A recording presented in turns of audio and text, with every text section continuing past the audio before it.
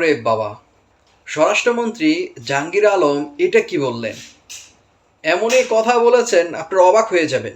হ্যাঁ, সাদা পোশাকে আর কাউকে আটক করা বা গ্রেপ্তার করা যাবে না। সাদা পোশাকে কাউকে গ্রেপ্তার করা যাবে না।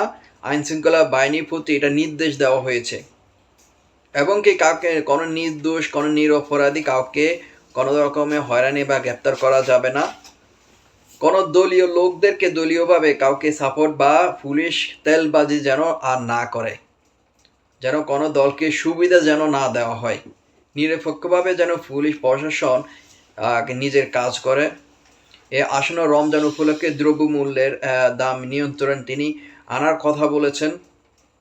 পার্শ্ববর্তী দেশ ভারতের 15 বছর সুবিধা গ্রহণ করেছে, সেই সুবিধা যেন আর না নিতে পারে।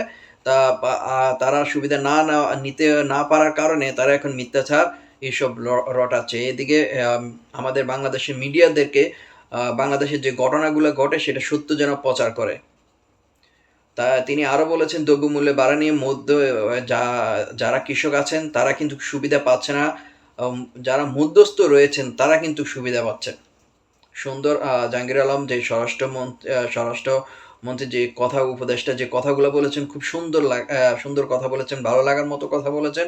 যে সাদা পোশাকে কোনো যে দোষী তাকে অবশ্যই শাস্তির আওতায় বা আটক করতে হবে, শাস্তির আওতায় আনতে হবে।